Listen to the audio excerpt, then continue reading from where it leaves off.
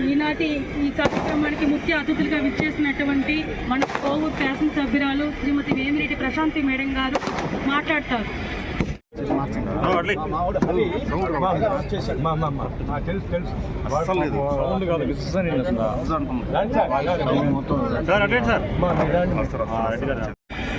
ఈరోజు ఎంత సుదినం, ఎందుకంటే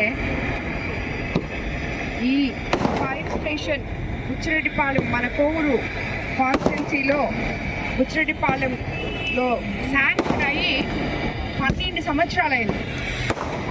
12 సంవత్సరాల నుంచి కూడా ఇది ఎక్కడో దగ్గర రూపుదాల్చుకోవడం అయితే జరగలేదు.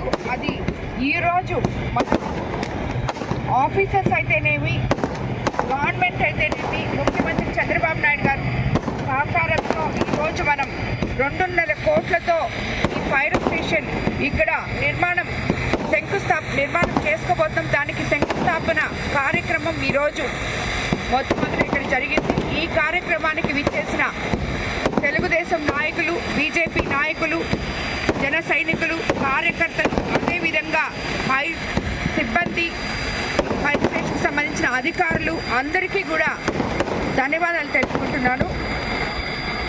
మనకి ఇది వరకు ఎక్కడైనా కోవూరు కాన్స్టిట్యున్సీలో ఒక ఇల్లు కాలడం, ఈ మధ్య కూడా చూసాం మనం, ఇల్లు కాలడం జరిగింది. అలాగే వరదలు వచ్చినప్పుడు ఇవన్నీ వీటన్నిటికీ మనం ఎంత అవస్థపడి నెల్లూరు నుంచి ఆ వచ్చేదాకా మొత్తం అన్నీ కాలిపోయే విధంగా ఉండింది.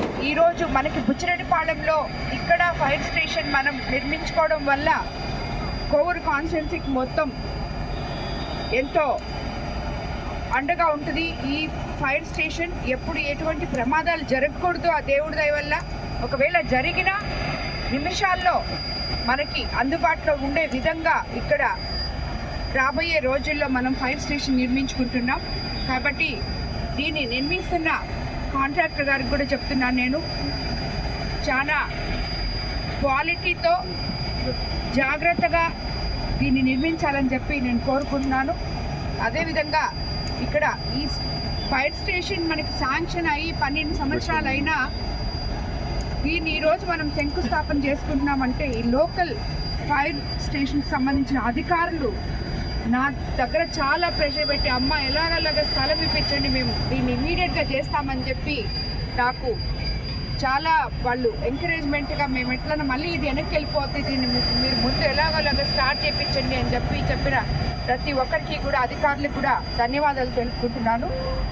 అందరికీ నమస్కారం. అయినా అగ్ని ప్రమాదాలు జరిగితే ఆత్మకూరు నుంచి, నెల్లూరు నుంచి, 2 దగ్గర నుంచి మనకి ఫైర్ వెహికల్స్ వచ్చేవి.